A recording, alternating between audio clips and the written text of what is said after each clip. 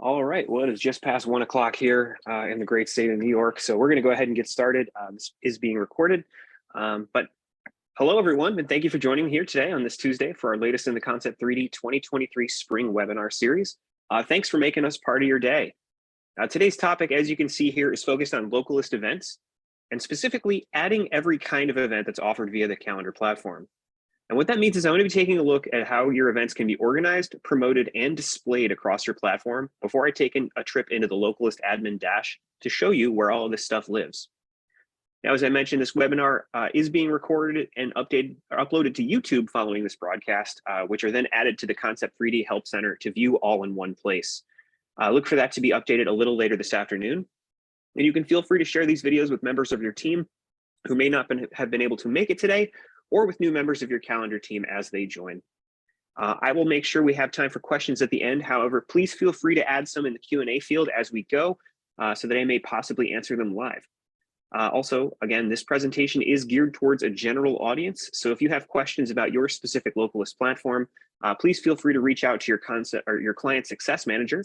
And if you're not so sure who that is, feel free to email us at support@concept3d.com. Now, if you haven't joined me yet, brief introduction. My name is Andy Marshall, and I've been with Localist since May of 2021, which was, of course, acquired by Concept3D this past January. Since then, I've been working as the customer education lead on behalf of our client success team, working on our help site documentation and preparing presentations such as today's to help bring our clients up to speed. Now, here's just a quick look at today's agenda, and don't let this fool you. We have a lot to talk about. I will be running through all of the different options during my presentation. However, you may want to hold your questions until Act 2, where I'll be demoing where to find all these options and how to set them up for your calendar.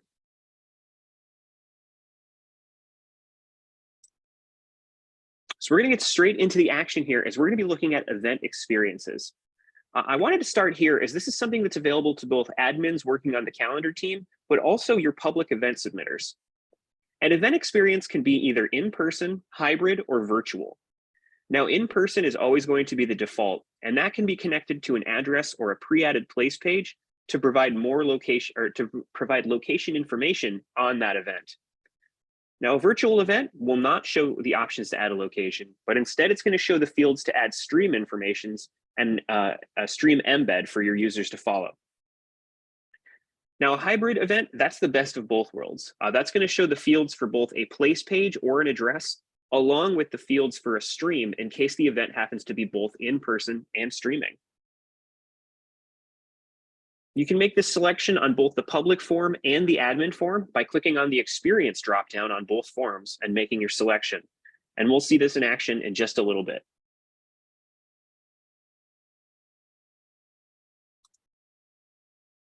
So next up, I want to talk about recurring events.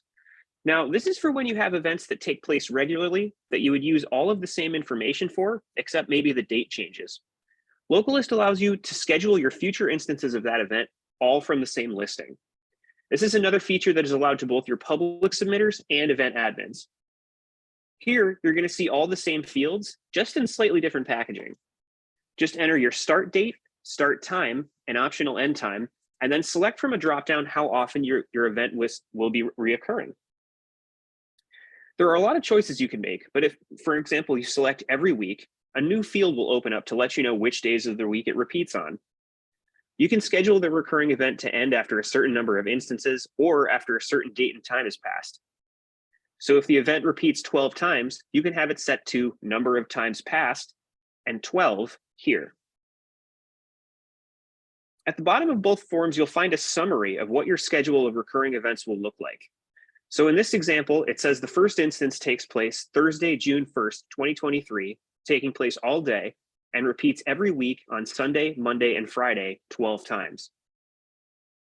So with 3 times a week, 12 instances, this event will reoccur for the next 4 weeks. You're able to select repeating monthly and yearly as well as a few more options that I'll show you once we're demoing in the platform.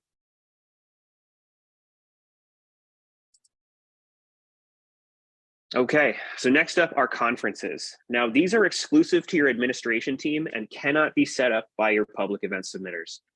Now, a conference is a single event. for example, a music festival or an orientation, or another single event that has sessions or sub-events scheduled within it.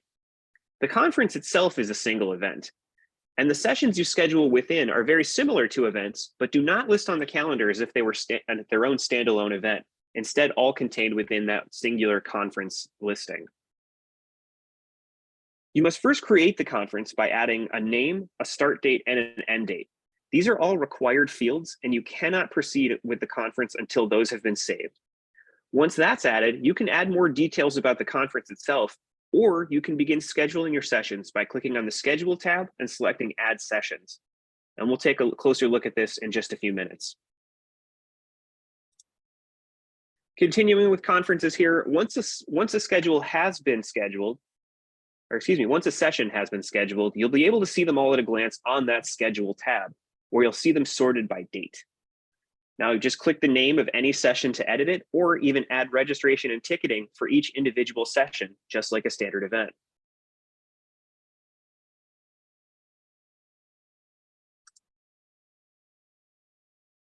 So next up, we're going to talk about private and restricted events. Private and restricted events are ways that you can limit the visibility of your events to your community.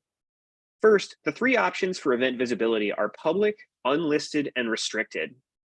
Now, public is exactly what it sounds like. This is the default, and it's available to be seen by anyone visiting your calendar and is going to be included on the home page when occurring within that default date range. An unlisted event is still a live event on the platform. However, it's not going to display anywhere publicly. The only way to view this event is by clicking on a direct link or entering a direct URL to that listing. Your public visitors will not even know it's on the calendar without that, so you can use this for something like a faculty picture day or something that you want to organize with an event page, but not advertise to your entire audience. Now, lastly, you have the ability to restrict events to only appear in certain places. This means if you only want events to appear on a widget or on a created channel, or only on that place page's upcoming event listings, that's an option. You can also choose to make events visible to only users that have logged into your calendar to encourage more use. If that's paired with a setting that, say, limits logins to only single sign-on users, this option can create special events just for your organization's members. Now, one caveat I do want to mention that when limiting an event's visibility, it does impact that event reach and event score, which factors into how events are displayed and sorted by the trending algorithm or any trending tabs across the platform.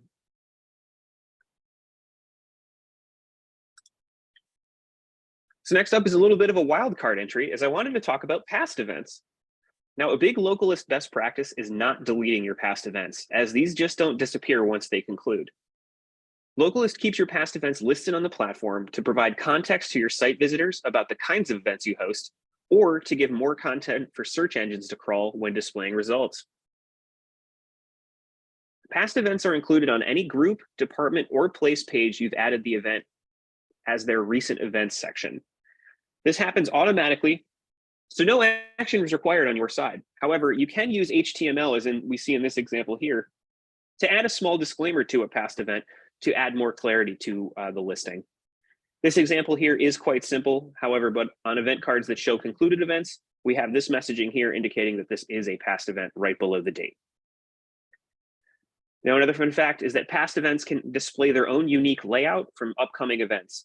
And platform admins have access to all possible past event layouts in this menu here, found in your platform settings.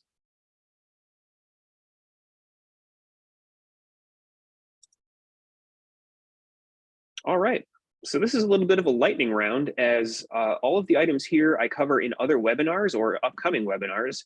So I didn't want to go too far into these. However, if you do have questions on any of these, feel free to ask in the chat. Some of the promotional options include your featured and sponsored events. Now, those do require an additional permission to be granted on the user's profile, as you see here, feature/sponsor event, in order to designate an event as either featured or sponsored. Now, a featured event, shown here in the featured carousel, is the largest and most prominent way to promote an event across your platform. The featured carousel features up to 10 events at a time in chronological order that it'll rotate through every few seconds. Now you can mark as many events to be designated as featured as you like. However, only the next 10 will ever be shown in the carousel at any given time. Once an event is passed, it will automatically add the next upcoming featured event in chronological order. Now, a sponsored event, that gets a custom sponsored tag on the event card, as well as a boost in the Localist trending algorithm. So sponsored events are a little bit softer of an endorsement as they don't feature in that carousel, but again, they are moved to the top of any trending lists across the platform. Now for an event status, this is a way to automatically append the title of your event should something happen, such as a postponement, cancellation, or if you've sold out of tickets. This will automatically change the title of the event listing, and visitors that open that event listing will also see a small pop-up letting them know that the event status has changed. Lastly, the previous webinar I did earlier this month on May 2nd was all about Localist ticketing and registration. I would love to get more into that here, but in the interest of time, I will say that you can find that recording in the Concept3D Help Center, along with the other entries in this webinar series. If you are interested, please let me know, and I can also send that along as well. But you do have the option to add ticketing and registration to your events as well. All right, so we're gonna step outside of my presentation here, and we're gonna head into some of the demonstrations of the events, of everything I just discussed here. So first, I wanna start with those two options that I mentioned are available to both your public event submitters and your admins. That is the event experience and recurring events. First, if you're adding a public event from the platform, you can click either submit an event button, either here at the top or further down below. We'll click this one here. And I've actually already opened this in a separate tab. And we're gonna see here what I've already started to create for an event called Andy's Excellent Webinar. Sounds like a lot of fun to me. If we scroll down here below the description, we're gonna see this event status here. And we'll actually jump ahead here since I found this earlier, but this is where you'd be able to append a live, canceled, postponed, or sold out tag to an event here. Scrolling down under location is where we're going to find that event experience option. And if we click here, we'll see we have the option to select hybrid, in-person, or virtual. Now, what you select here will impact the rest of the form, as hybrid is going to show all of the available location options as well as Zoom integration. If we switch to in-person, you see that Zoom information disappears. You can't even enter it. And then same goes for virtual. Now that Zoom information is back, but all of that information about the physical location has gone away. If we jump into the admin dash and we select add an event here from the admin dash events page, we'll see all of that same information, just again, as I mentioned, in slightly different packaging. Here, if we scroll down to the location tab under the basic information tab, we'll see that option to select hybrid, in-person, or virtual. Now with this event, we'll just go ahead and make Andy's event. And we'll give it a start date of 5/31/23. And then we'll go ahead and click save and continue. We'll be able to move along. Now, since I mentioned it earlier, I'll go ahead and point out where you can add that event status here in the admin dash. This will be on the last tab for publish. You'd be able to append that if something does cancel, postpone, or sell out. Now we're going to jump back here into the public event form as I'm going to start talking about recurring events. Now, I've already kind of set this one up ahead of time just to kind of show you here, but to walk you through what I've already done, we've selected a start date of 6/1/23, so this upcoming June 1st, a start time of 1 p.m. and an end time of 2 p.m. Now, this event is going to repeat every week, every Sunday. So I can go ahead and indicate every week. Now, you can see there's a lot of smarter options as well. For instance, repeat every day, repeat every weekday, Monday, Wednesday, Friday, Tuesday, Thursday, every week. And also it has the option if, let's say, something just happens on the first of the month every week, regardless of day of the week, you can select the first day.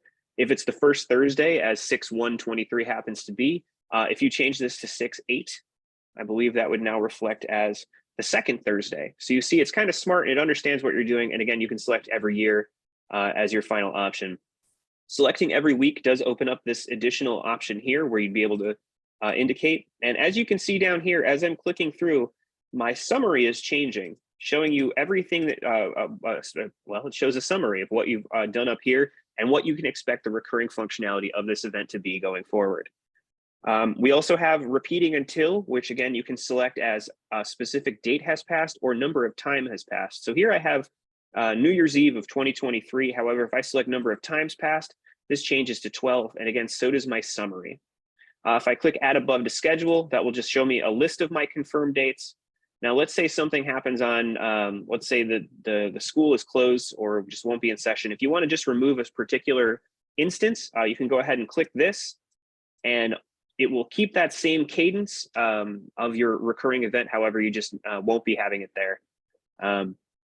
If we move into the admin dashboard, this is all relatively the same, except again, in a slightly different packaging. As you see here under schedule, we have a start date of 5:31, a start time of 6 p.m. We'll go ahead and add an end time of 7 p.m. And then again, repeating, we'll go ahead and select every week. Now for this one, every 1 week, we'll say every 2 weeks on Monday and Thursday for 12 times.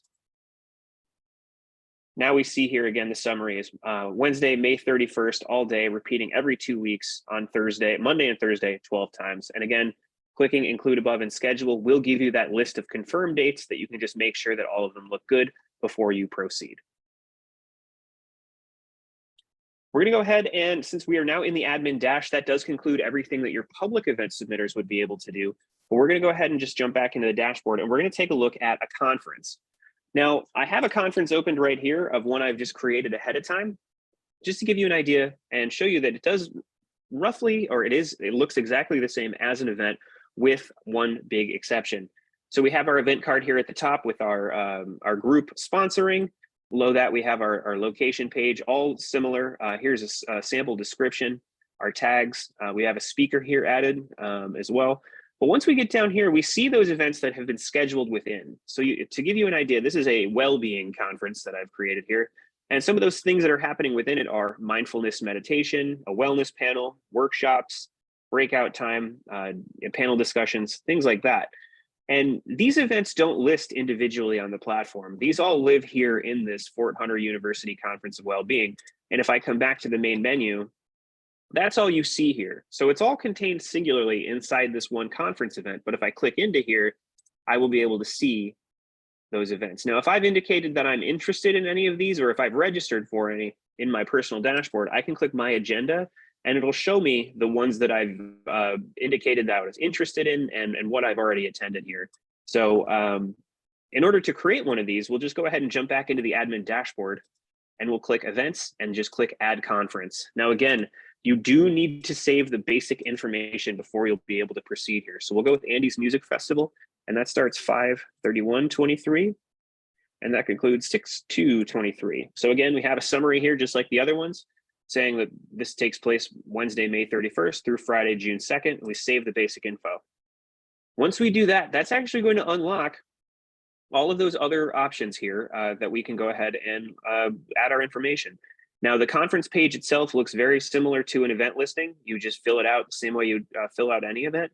But to add an event, or add a session rather, click schedule, and you can click the add a session. And you'll see this also looks just the same as our standard event form. You can add tickets and registration for that individual session right here in the admin dash, just as you would on any standard event. If we come back here to the main menu of the event details here, if we go, let's go to,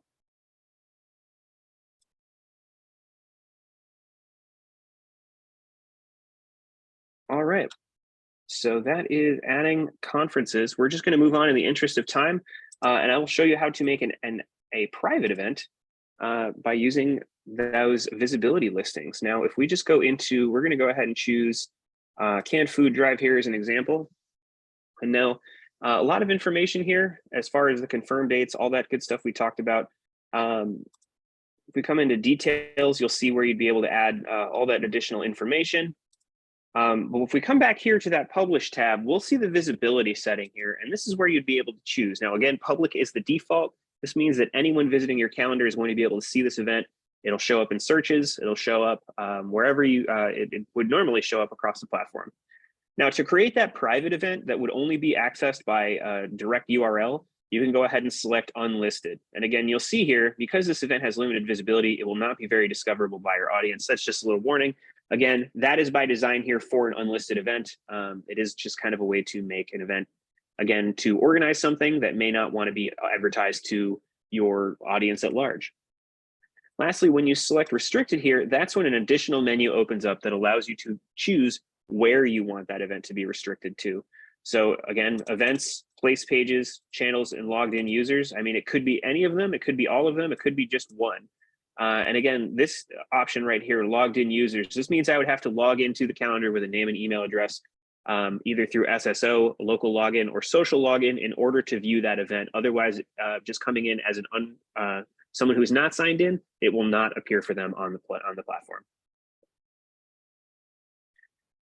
All right, since we are in here, we have in-calendar promotion here. So right down here, again, sponsored and featured is only available to those admins that have a features/sponsored designation on their event cards. And you can go ahead and click this boost this event to have it place higher in trending events and mark it as a sponsored event. You can just click that right here. Again, without that permission, you will not see that.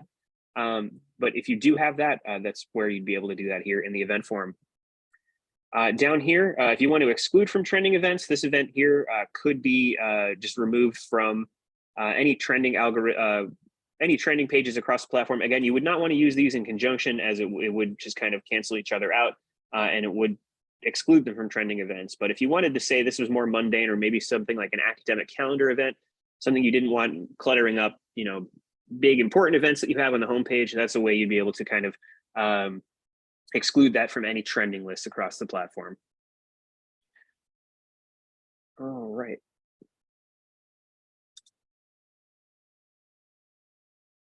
For tickets and registration, this is how you would add register to an event. You want to make sure that you can just go ahead and click use Localist register. And now when you create a ticket and complete this as far as the ticket name and description and save, that event is now going to be shown with a registration icon or a buy tickets icon on the homepage when selecting. So this is how it would look on the front end. You can go ahead and click into buy tickets, and then again, it will show all of those information. While I'm here, since I remember mentioning recurring events, if an event is recurring, on the front end, you'll be able to see all dates upcoming by hovering over this here, and it's going to show you the next upcoming one as the latest version of that event. However, if there are additional events scheduled for that instance, you can go ahead and hover over this, and it should tell you everything else. When selecting buy tickets, it will ask you to select the date for that event here in the panel. All right. Well, with that, kind of completes the presentation portion of my webinar.